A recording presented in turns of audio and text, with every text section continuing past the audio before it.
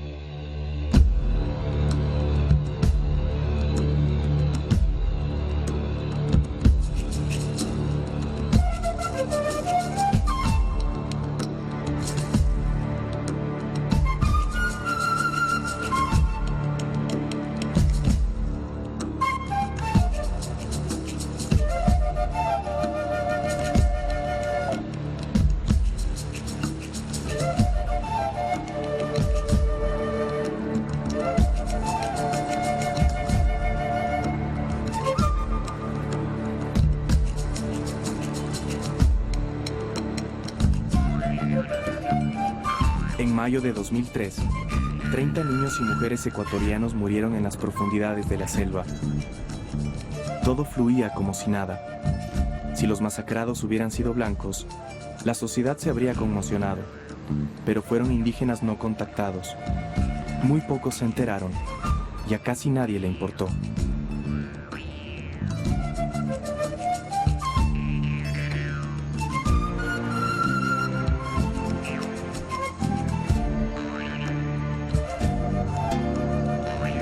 Esta es la historia de los pueblos ocultos. Empieza aquí, en el río Cononaco, en las profundidades de la Amazonía ecuatoriana. Muchos vemos a este lugar como uno de los pocos territorios de selva virgen que quedan en Ecuador. Pero esta selva dejó de ser virgen hace cientos de años. Muchos pasaron por aquí antes que nosotros, llevando un estilo de vida a veces pacífico, a veces cubierto de sangre, y siempre dependiente de la selva. La mayoría de ellos abandonaron estas tierras o desaparecieron, pero algunos todavía viven aquí.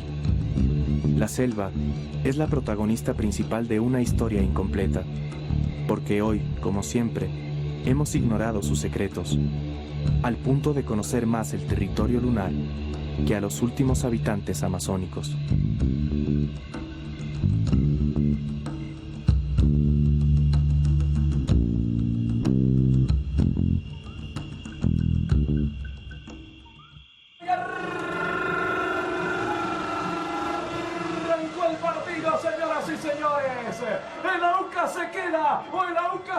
El 22 de octubre de 2006, Aucas, el ídolo quiteño, se jugaba la categoría. Era un partido de vida o muerte.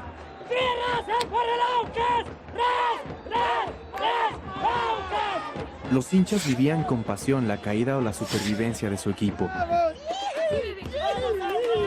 A pesar del esfuerzo y las oraciones, el ídolo cayó. El Aucas vive en mi corazón y punto, soy auquista a muerte. Esa tarde, miles de hinchas escribían con lágrimas una página en la historia de su equipo, sin saber que la verdadera historia de los Aucas se ha escrito siempre con sangre. ¿Quiénes fueron los verdaderos Aucas? De repente esta cobija en el día como alfombra y en la noche como cobija. Esta es Coca, llamada también Francisco de Orellana, en el oriente ecuatoriano. Esta ciudad, ubicada junto al río Napo, se ha convertido en una potencia comercial y turística a partir del boom petrolero en los 70s. Pero hace apenas 50 años, se trataba solo de un caserío en plena selva. Colonos, hacendados y misioneros llegaron aquí sin saber que se estaban instalando en la frontera del territorio de los Aucas. No sabemos con exactitud en qué momento la palabra Auca fue utilizada para nombrar a un grupo de indígenas especialmente agresivo que vivía sin ningún contacto con la sociedad. Relatos antiguos de quichuas y colonos prueban que Auca era un término ampliamente conocido hace más de 100 años.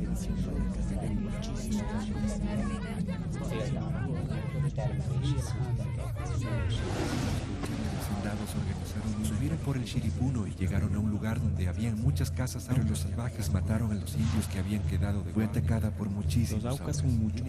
Tienen varios caseríos dentro del bosque. Están divididos en varias familias. El dialecto que usan es casi inarticulado, siendo por esto la conversación animada de ellos, como los ladridos de una jauría.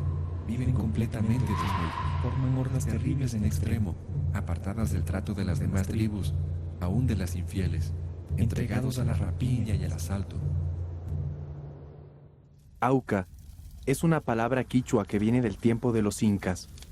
Llamaban así a todos los indígenas que se oponían a la autoridad real. El Auca no es una persona. Es un salvaje.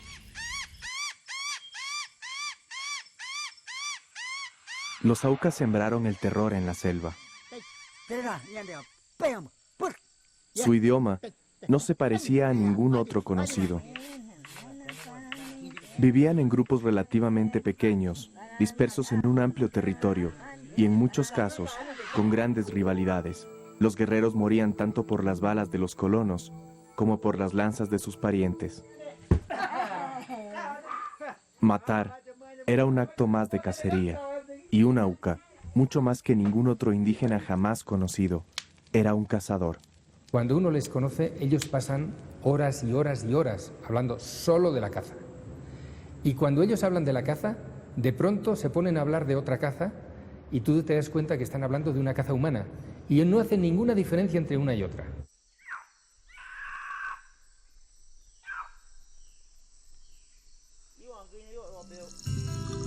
Si eran tan peligrosos, ¿por qué se insistió en ingresar a su territorio? La respuesta es sencilla. Los Aucas vivían sobre una mina de oro. Había llegado la era del petróleo y el Estado no halló mejor remedio que contactar a los salvajes.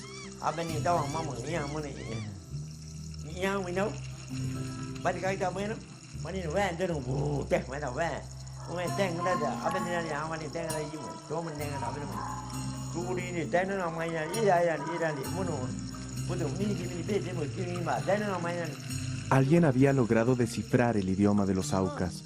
El milagro vino directamente de Estados Unidos. Everybody likes to go someplace. With the turn of a key, we are on our way. From country to country, we go with the greatest of ease. In many remote regions of the earth, however, the going is not so easy. Here there are no roads, rails, nor airports. No telephones, no newspapers, no schools. 2,000 tribes hidden away in vast jungles, trackless deserts, and frozen wastelands speak languages which have never been put into writing. Day after day, year after year, these forgotten people struggle for their very survival in a never-ending battle against a hostile environment. Illiterate and superstitious, they are aliens in their own countries, unaware of their rights and responsibilities as citizens. Speaking only their tribal dialects, they are isolated and alone in their own hopeless little world.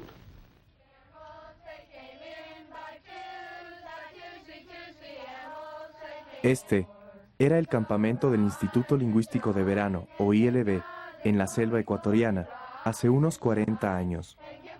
Sus miembros pertenecían a confesiones del evangelismo fundamentalista. Llegaron en 1952, poco después de que Texaco descubriera petróleo en territorio Auca. Su misión era traducir la Biblia a todas las lenguas indígenas, pero el contacto con los Aucas les había sido imposible. Raquel Saint, una de las personalidades más carismáticas del ILB, estaba decidida a contactarlos.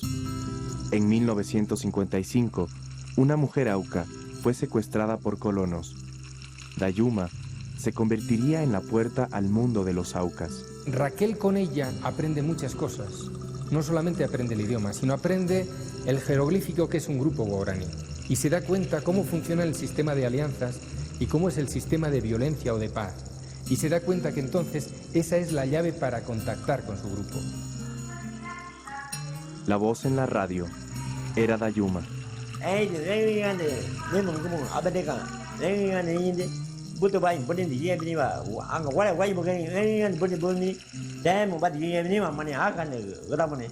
Por primera vez, conocimos el verdadero nombre de los mal llamados Aucas. Se había contactado a los Waorani.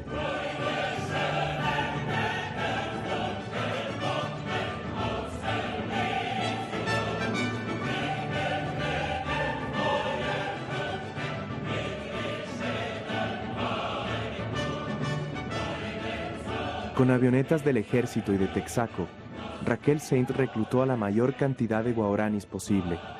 Hay una evidente coincidencia que está en todos los documentos, de tres instituciones fundamentales, que es el ejército ecuatoriano, que es Texaco y que es el ILB.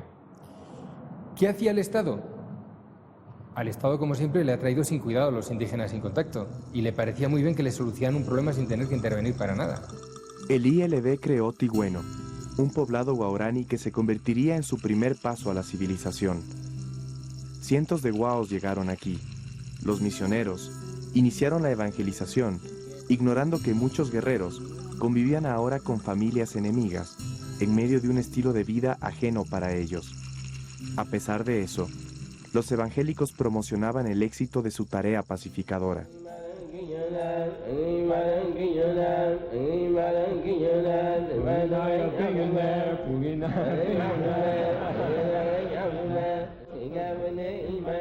You can believe if you want to.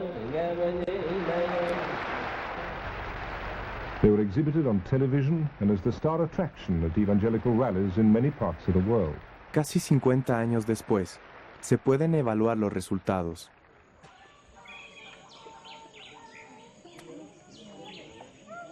Tobeta es una pequeña comunidad en el Parque Nacional Yasuní.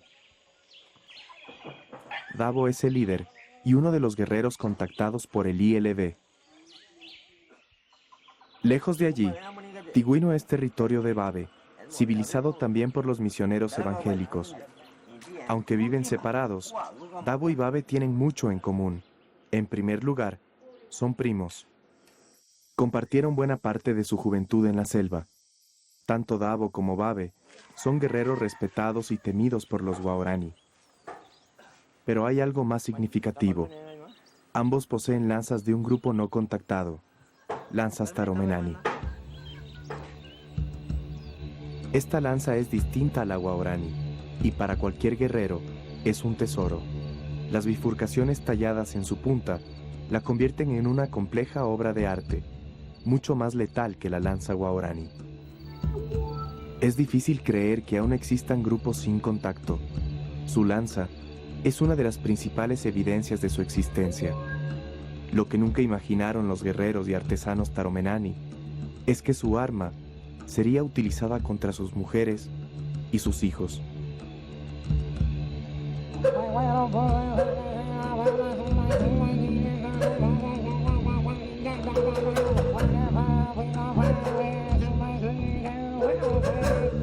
La historia de cómo esas lanzas llegaron a manos de Dabo y Babe revela su principal punto en común.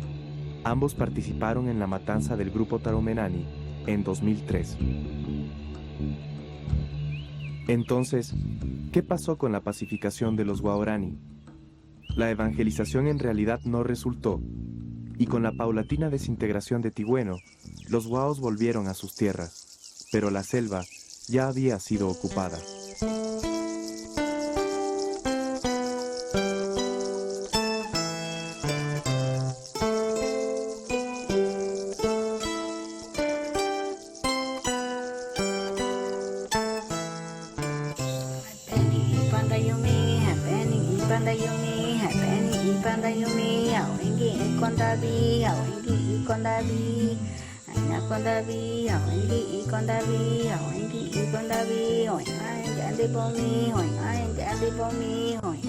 Quemaron toda la ropa de primera vez. Toda mi ropa me quemaron. Todo desnudo, todo me sacaron. Todo quemaron en candela.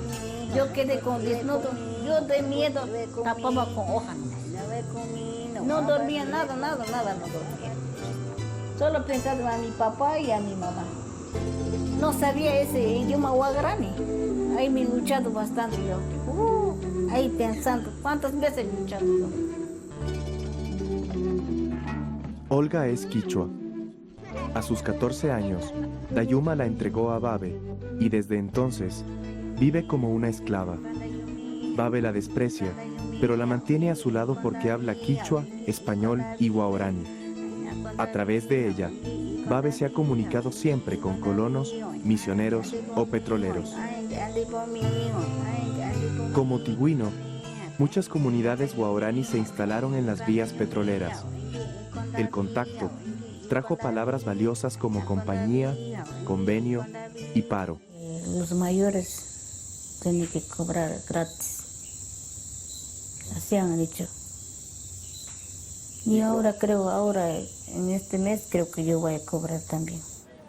Babe no trabaja, pero recibe un sueldo de Petrobel. Para una petrolera, mantener a los guaraní tranquilos es más rentable que poner en riesgo la producción. Babe descubrió la nueva selva de recolección. Babe va perdiendo su personalidad guaraní y va adoptando una personalidad que él nunca ha entendido. Fíjense, hasta ahora el Estado o la UNAE, sus dirigentes indígenas, jamás han hecho ni el más mínimo esfuerzo por explicarle a un guaraní qué es Ecuador. ¿Con quién va a aprender a ser ciudadano? ¿Con los ladrones de tierras? ¿Con los petroleros que lo tienen como un monigote, que se burlan de él constantemente? ¿Con los militares que en cuanto pueden se llevan a una de sus muchachas? Babe es un producto del patio trasero de nuestra civilización, ¿no?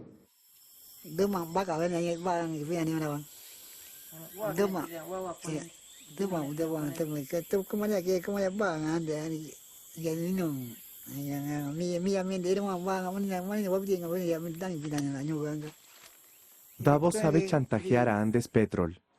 Todos los días bloquea la vía con una cuerda. Los trabajadores de la compañía esperan a que a Davo se le antoje darles paso.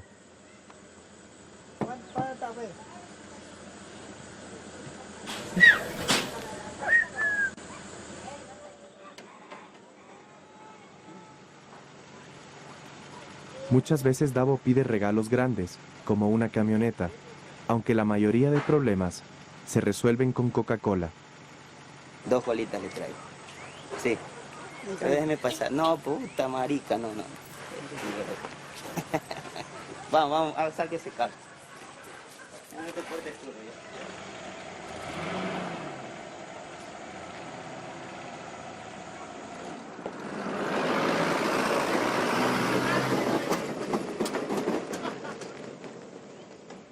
Dentro de sus programas de responsabilidad social, las compañías petroleras intentan mejorar la calidad de vida de las comunidades guaraní, pero ese concepto se ha desvirtuado, y lo que en verdad ha ocurrido es que los guaos se han convertido en mendigos del petróleo.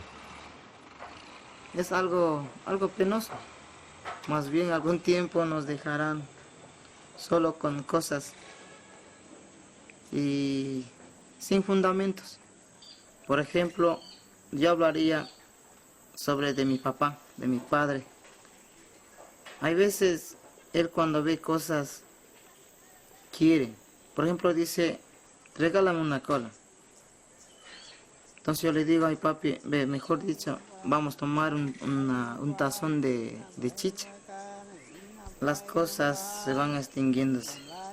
Y eso me preocupa mucho. La historia familiar de Davo es una de extinción y supervivencia. Su padre fue uno de los guerreros más temidos de la selva y sembró en él la necesidad de matar para prevalecer. Esa naturaleza feroz marcaría el destino de un guerrero que jamás tuvo contacto con nuestra sociedad, su primo Taga.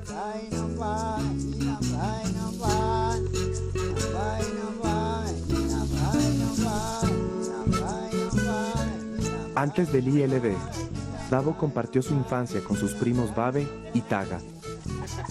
Ñigua era su padre y el líder del grupo. Kemompare, hermano de Ñigua, era el padre de Taga y junto a Ñigua, uno de los guerreros más fuertes.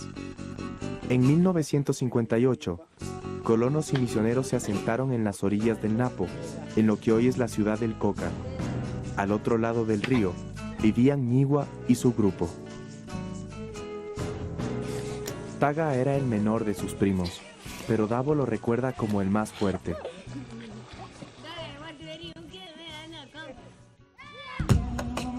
Con la aparición de los colonos, los tres jóvenes pondrían a prueba su capacidad para la guerra. Ñigua lideró los ataques al Coca, matando un buen número de colonos.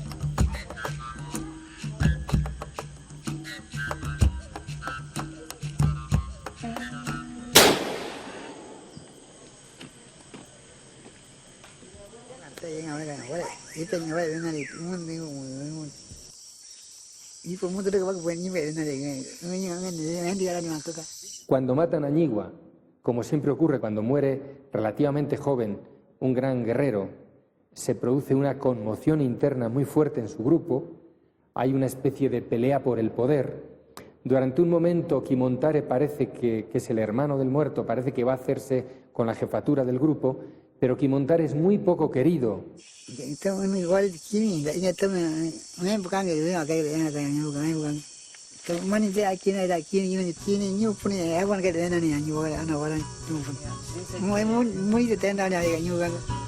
Davo intentó matar a Taga, que logró escapar, perdiéndose solo en la selva. Poco después, el ILB reclutó a Davo y su familia. No hubo más pistas de Taga. La selva había quedado abandonada.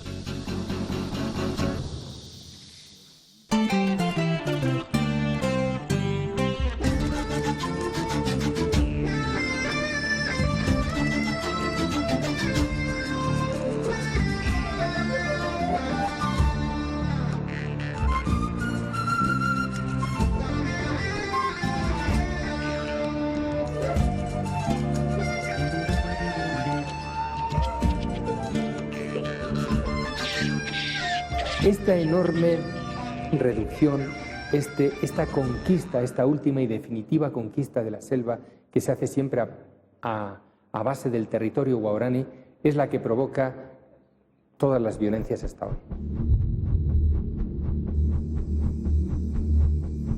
Sin que nadie lo espere, la selva reveló un secreto que se tomó la vida de 3 trabajadores petroleros. Eran los Tagaeri, el feroz grupo de Taga.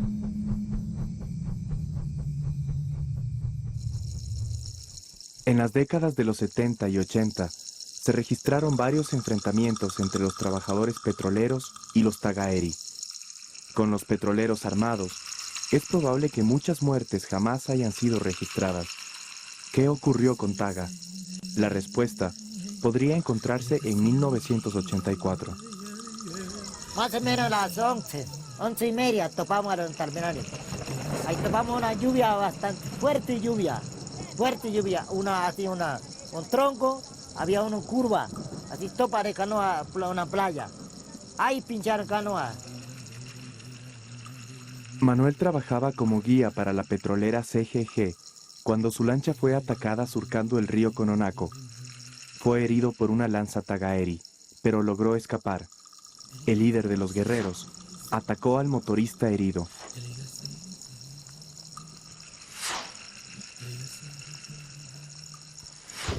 Primera no pegó, segunda pegar ya. La última bala ya acabó ya. Ya ella, familia, todo llevó, se fueron ya. Aquel hombre, descrito como el mayor y más agresivo, se internó en la selva. ¿Era Taga ese guerrero? Pocos años antes, Monseñor Alejandro Lavaca intervino ante lo que parecía ser el exterminio de los Tagaeri. Cuando Alejandro está cada vez más angustiado porque no puede parar el avance petrolero sobre las tierras Tagaeri, lo primero que pide es que hay un terreno que se deje unos años sin entrar nadie ahí hasta que podamos hacer un contacto pacífico con ellos. Esa es su propuesta. Como eso no se acepta y la exploración de Cepe, en ese momento Cepe, sigue adelante, entonces Alejandro propone un plan de contacto. La Vaca llevaba algunos años visitando a un grupo guaraní que no tuvo mayor influencia del ILB. Con ellos, aprendió sus costumbres y su idioma. En 1987, localizó una casa Tagaeri. Sabía que un grupo influyente de Cepe pretendía su exterminio. La Vaca consiguió un helicóptero petrolero y, apremiado por las circunstancias, intentó el contacto junto a la hermana Inés Arango. Un obispo español, Monseñor Alejandro La Vaca, fue encontrado muerto hace unos días junto a una misionera colombiana. Él estaba completamente desnudo, tal como viven los indios aucas del río Yasaní, y tenía en su cuerpo 65 heridas producidas por lanza. El helicóptero lo dejó a 200 metros de la casa Tagaeri, con la promesa de volver 2 horas después. Bueno, los petroleros nos dijeron que el piloto se perdió. ¿Cómo el piloto se va a perder en 5 minutos de helicóptero en una casa donde habían viajado 40 veces? No, no se perdió, sino que simplemente ellos tenían que hacer trasteos y dijeron, ¿para qué vamos a gastar 10 minutos de helicóptero? No gastaron. Ese es un detallito, yo no se lo echo en cara, simplemente es una muestra más de que, en definitiva, repito, a nadie interesa, a nadie ha interesado, ni los campesinos, ni los indígenas, ni los curitas que estaban con ellos, a nadie. Alejandro La Vaca murió en lo profundo de la selva, asesinado por hombres acostumbrados a vivir y a morir por las leyes de la naturaleza. Los misioneros capuchinos aún guardan una de las 18 lanzas que le quitaron la vida. Por mucho tiempo, los detalles de su muerte permanecieron como un misterio, pero eso cambió en 1992, cuando una mujer fue secuestrada. Babe me manda a uno de sus hijos para decirme, te hemos conseguido una mujer Tagaeri. Carne cruda comía, pero era bien gorda, pelo tenía hasta aquí, bien simpática, como gringo.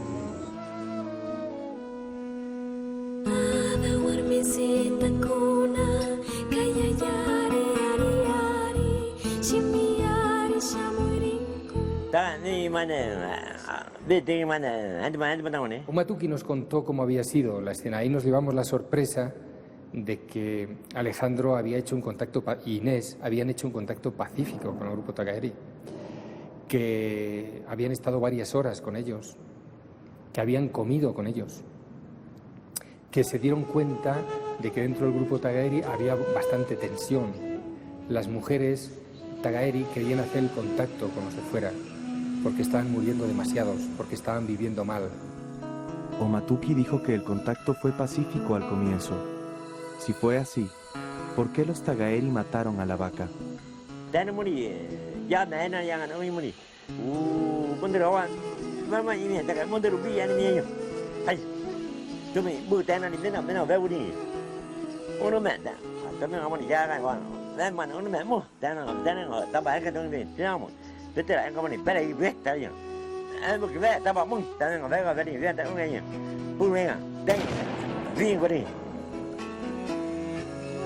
Los Tagaeri aplicaron su ley.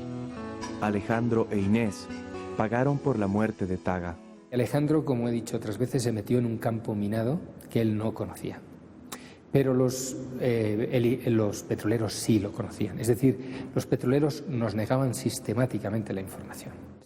Omatuki aclaró algunos vacíos, pero había algo más revelador. Aseguraba no ser Tagaeri.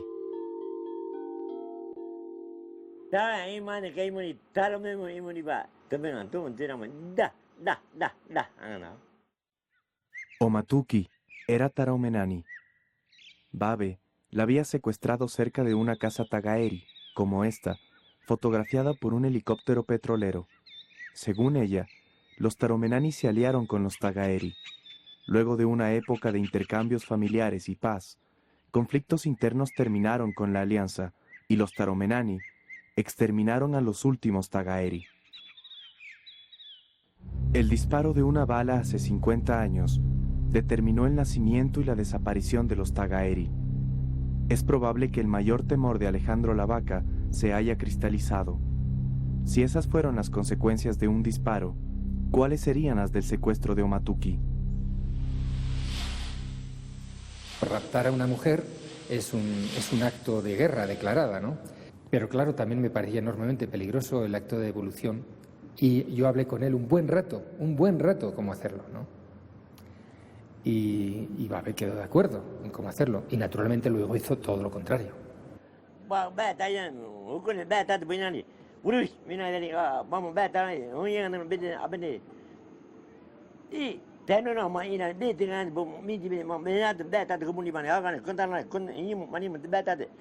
Entran en la casa, cosa que no deben hacer. Toman la comida de la casa, cogen sus lanzas, ¿no? Es decir, roban la casa, y en un momento de esos Omatuki se les corre.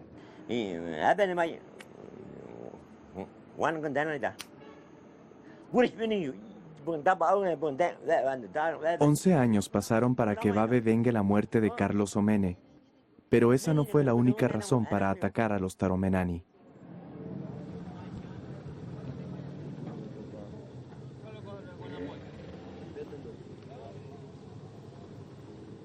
El territorio guaurani había sido invadido por una nueva clase de predadores, los madereros. Babe empezó a ganar dinero por cada bloque de cedro extraído del Parque Nacional Yasuní. Pero el cedro empezó a escasear y los madereros se internaron cada vez más profundo, llegando a territorio taromenani. Un ataque pondría en peligro el negocio de Babe. Él planificó el asalto. Sabía la ubicación de la casa taromenani porque la había observado desde los helicópteros. Contaba también con el combustible que normalmente le entregaba la compañía, además de dinero y armas suficientes, regaladas por los madereros. En una tierra de impunidad, Babe tuvo el camino libre.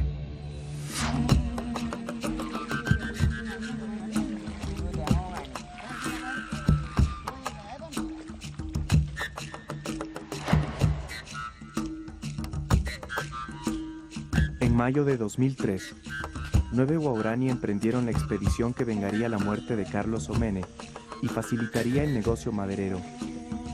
Babe no fue parte del grupo atacante, argumentando que estaba demasiado viejo para ir.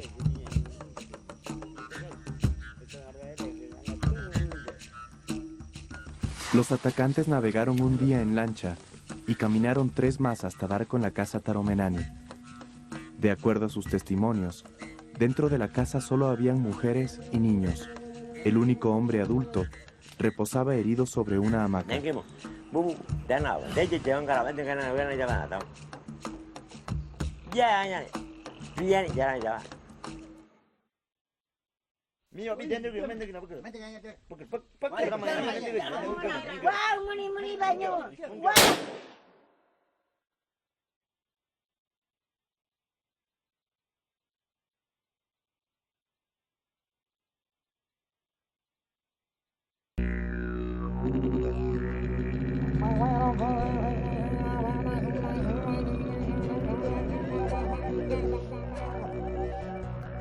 ¿Dónde nace el odio? ¿Cómo llegó a un sitio tan remoto?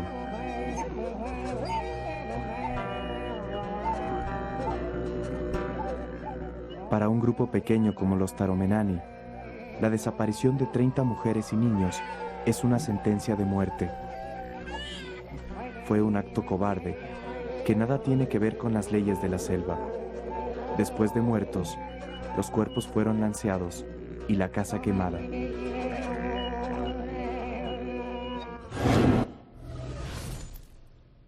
Carlos Palacios fue el único periodista de televisión que llegó hasta la comunidad de Tigüino, varios de cuyos miembros se enfrentaron con los de la comunidad de Taromenani.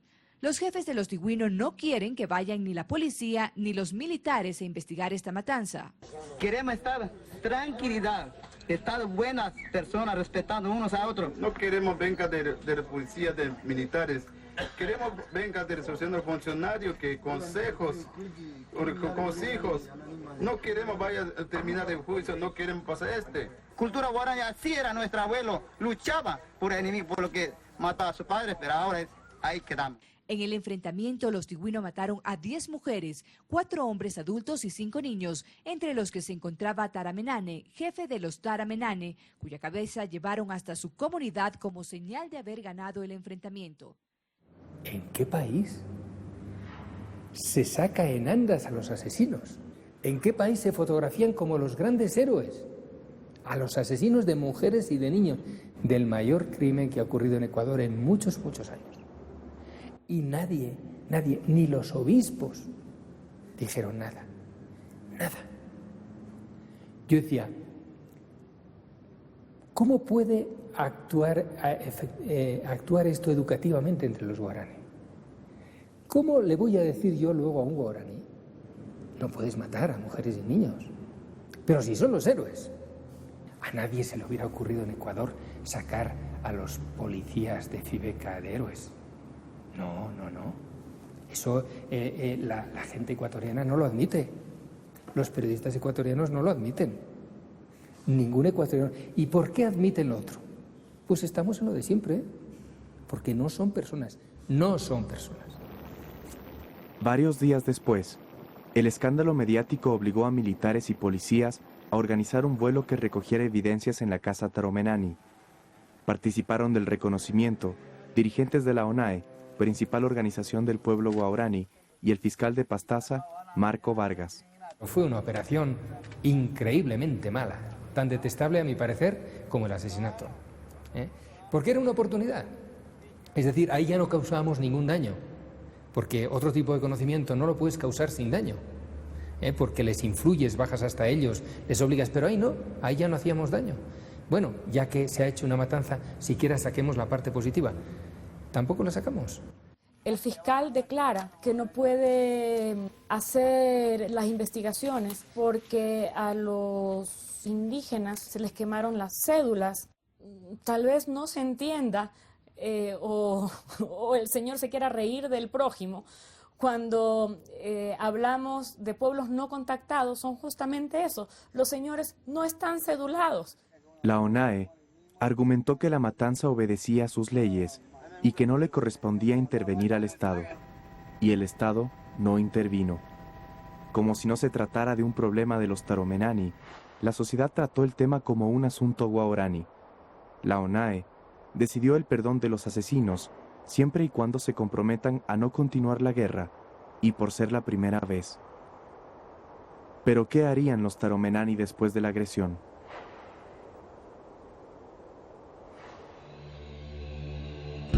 Esto es lo que queda de un maderero colombiano, ajusticiado en la selva. Los Taromenani dejaron con vida a los hombres que lo acompañaban, probablemente para que adviertan a los demás y no se vuelva a violar su territorio.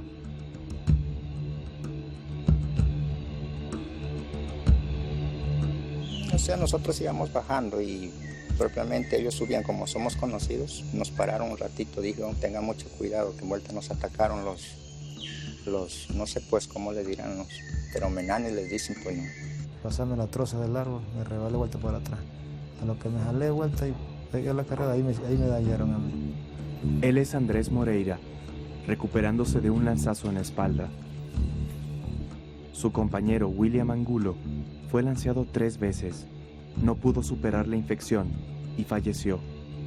Su madre vendió lo poco que tenía para costear el traslado de su cuerpo y entierro en Esmeraldas. Andrés sobrevivió y regresó a su familia, a la supervivencia. Estos campamentos se filmaron poco después del ataque, a solo 13 kilómetros de una casa Taromenani.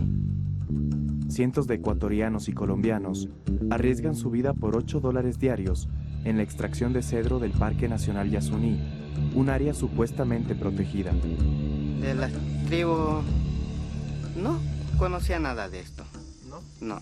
¿No te da miedo saber que de pronto podrían aparecer por ahí unas personas y matarles? No siento ningún temor, ¿para qué voy a decir? 4 años después de la matanza, la historia se repite. El puerto pasó del río Tigüino al Shiripuno. Babe dejó de beneficiarse de la extracción ilegal, que ahora se da en territorio de Manuel Cahuilla. Él es el nuevo cacique guaurani, protector de los madereros. Ellos dicen ahora, el maderero a mí me está dando plata, ¿el ministerio qué me da? Entonces, como el ministerio no me da nada, el Ministerio del Ambiente, el ministerio no me da nada, el ministerio no puede entrar aquí en mi territorio y no puede regular. Para combatir la extracción ilegal de madera, se necesita un ejército. Y este es parte del equipo con que cuenta el Parque Nacional Yasuní para su protección. Hemos insistido más de una vez el apoyo a la brigada, a la marina, para que nos apoyen en los operativos, en los patrullajes. Sin embargo, la excusa ha sido siempre es que no tenemos, si ustedes nos dan la logística necesaria, nosotros vamos. Nosotros no tenemos recursos, es lo que nos han dicho siempre. El mapa del Parque Nacional Yasuní revela una historia de impunidad y muerte. Alejandro Lavaca murió cerca del río Tigüino. La matanza del grupo Taromenani ocurrió al sur, en la selva del Curaray. Varios kilómetros al norte, en el Cononaco Chico, se registraron los ataques a los madereros. La extracción de madera se da con la complicidad de las comunidades guaurani de Tigüino y Ñoneno. Por todo eso, desde 1999, los límites de una zona intangible en el parque para la protección de los pueblos no contactados se venían definiendo. ¿Por qué no se llegó a firmar el decreto? Cuando estaba el decreto ejecutivo listo para ser firmado por el presidente de la República, llegó una carta del doctor Shang, representante de Andes Petroleum, oponiéndose a los límites propuestos. El doctor Shang, representante de la compañía Andes Petroleum, se lo digo con todos los nombres y apellidos que puedo nombrar. Esos son los chinos. Exactamente. Los herederos, Andes Petroleum compró lo que era antes de Encana. De una delimitación que nos afectaba de una manera, cambian a una delimitación que nos afecta incluso en el bloque 14. Pero en ningún momento en contra del proceso de la delimitación. ¿Quién manda en el Oriente, Shang o Palacio? Palacio. Cuando los medios ejercen presión, ellos mandan. Poco después de esta entrevista, el 3 de enero de 2007, se firmó el decreto de la zona intangible. No sé si los madereros en este momento ya tienen una copia del decreto y saben que ya no pueden entrar a la zona intangible.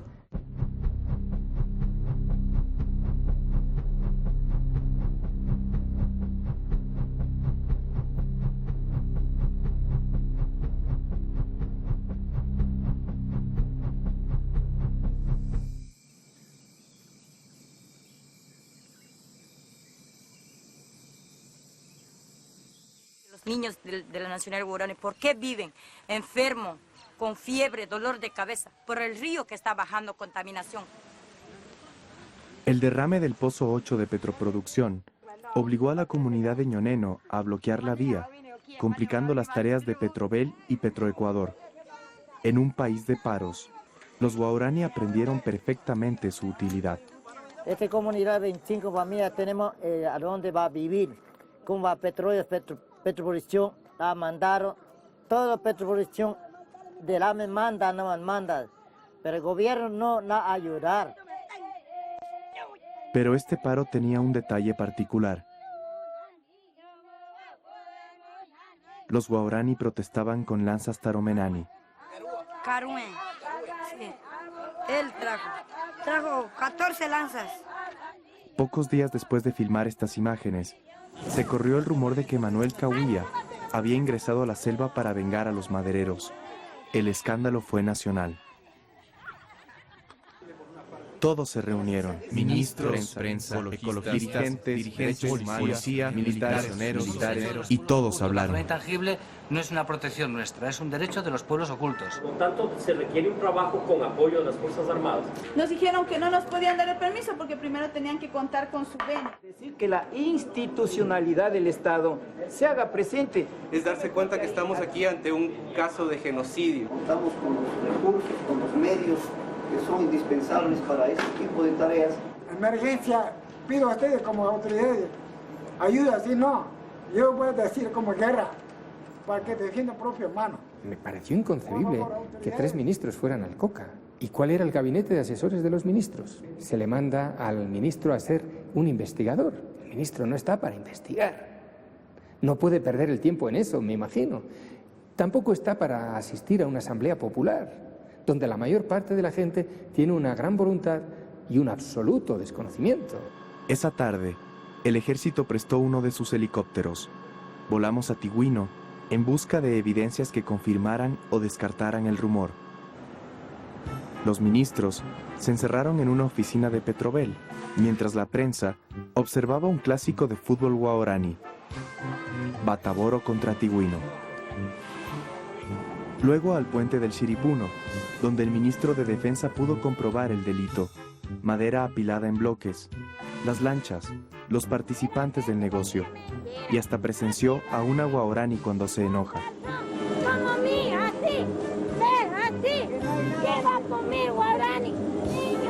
Después del show, todos regresaron a Quito. Jamás se confirmó o descartó la matanza. Algunos días después, los guaraní impidieron a 5 soldados desarmados realizar un decomiso de madera. Y eso fue todo.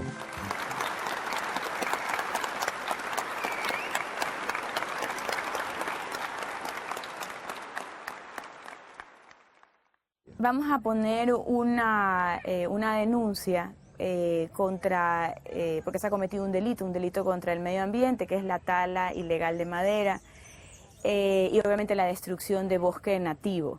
Lo que queremos es que vayan haciendo las investigaciones, vayan determinando autores, cómplices y encubridores, y que una vez que se formen el juicio procedan a la instrucción fiscal. Esperemos que sea inmediato y que no tome un año, no, que nos tome tal vez un mes como máximo. ¿Usted no se va a amilanar?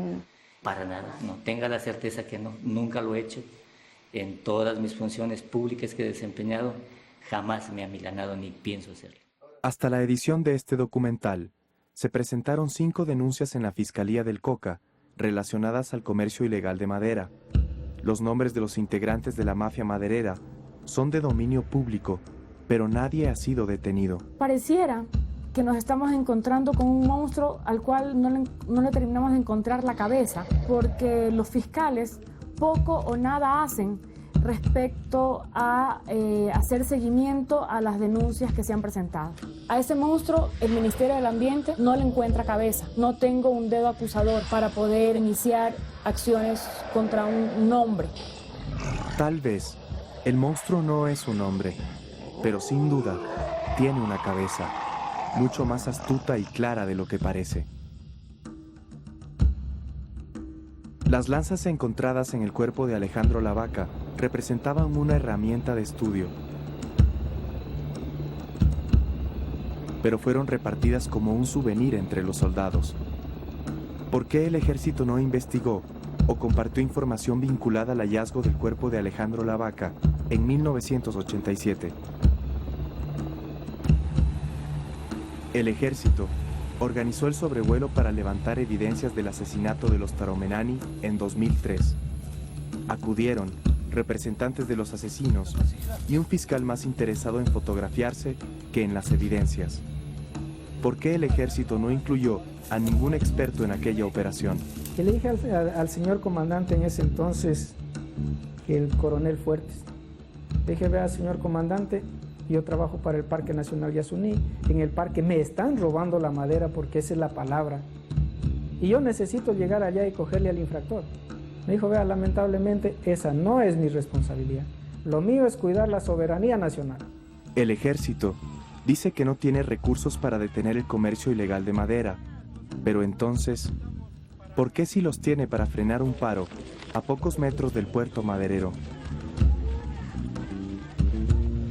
Operaciones ineficaces, secretismo, sobrevuelos que no cambian nada y mentiras son algunas evidencias que delatan la cabeza del monstruo.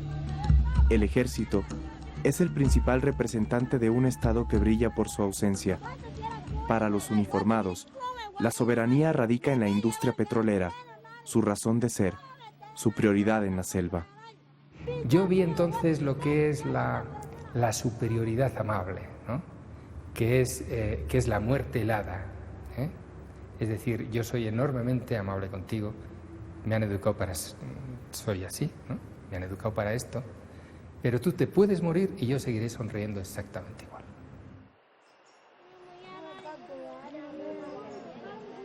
Porque nosotros ahora somos guaraní, pero vivimos civilizados. Eso necesitamos las cosas de afuera y otro lado guardamos la cultura.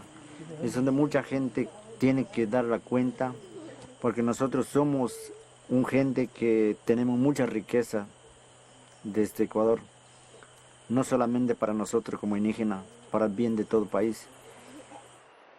Los madereros están ganando la batalla en la selva, pero aún hay esperanza. La comunidad guaraní de Bameno no está cerca de ninguna compañía petrolera y es un ejemplo de conservación y supervivencia de los clanes amazónicos. A mí me puede pagar como $20,000 por hoy día para explotarle 5,000 árboles. Y después de un año si explotan, si deja, y ¿cuándo puede encontrar lo que era cedro grande? Y nunca jamás.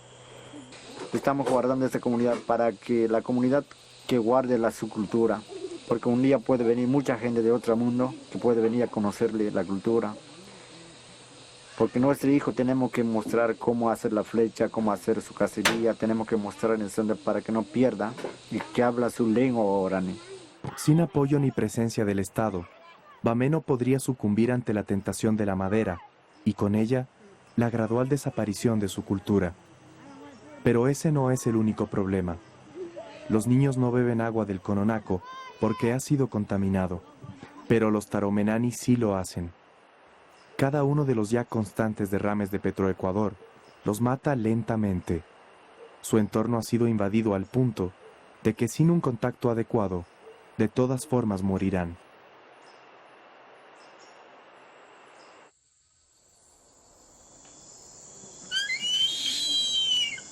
Poco antes de terminar nuestro viaje, filmamos un águila capturada por los guaraní. Es una de las aves más raras y bellas que hemos visto.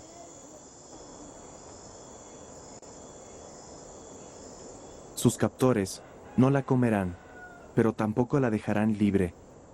Morirá atada, como un símbolo de superioridad del hombre sobre la naturaleza. Aún así, el águila se mostrará feroz, recordándonos que la selva también es un territorio de muerte.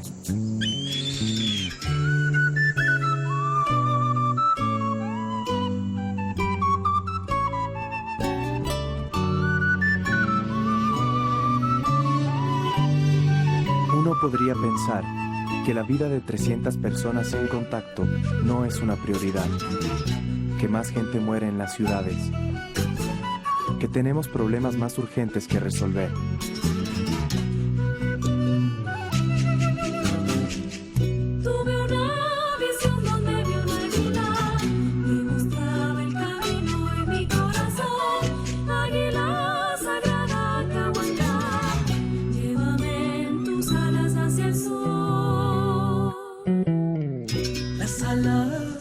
Alcanzarán las brisas que sobre el aliento del espíritu.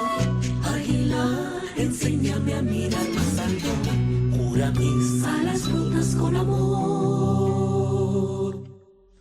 La historia de los pueblos ocultos sigue siendo un misterio que tal vez nunca se revele, porque hablar de ellos es hablar de nuestra capacidad para destruir y luego olvidar.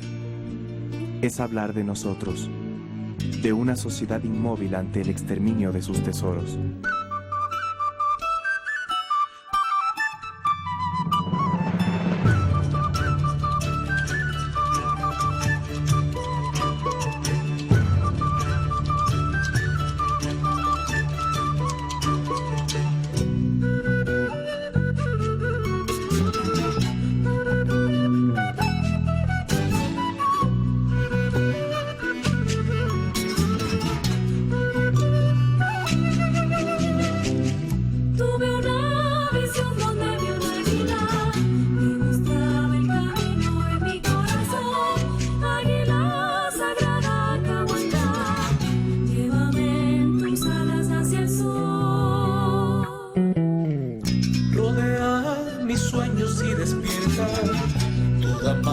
hay esencia que pueda cambiar la vida de tu pueblo, Caromenamí, hijos de la selva y el jaguar.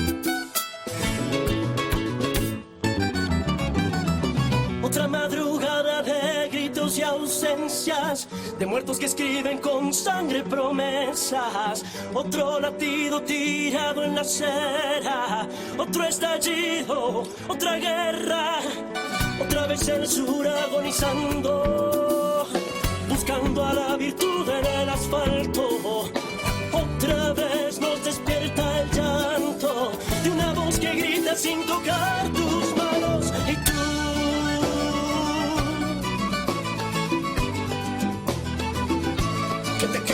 Silente, porque no hacemos nada cuando muere la gente. Y tú, que me miras distante, tan ajeno al dolor, al frío, al hambre.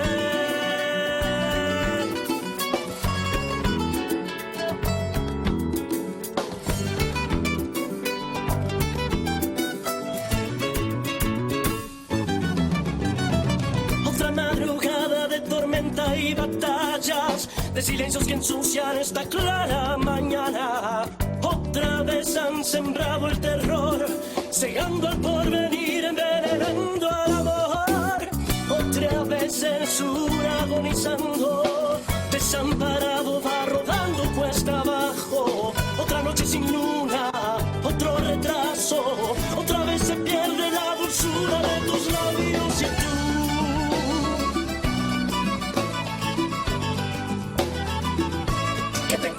Silente, porque no hacemos nada cuando muere la gente.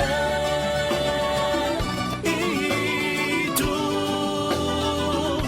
que me miras distante, tan ajeno al dolor, al frío, al hambre.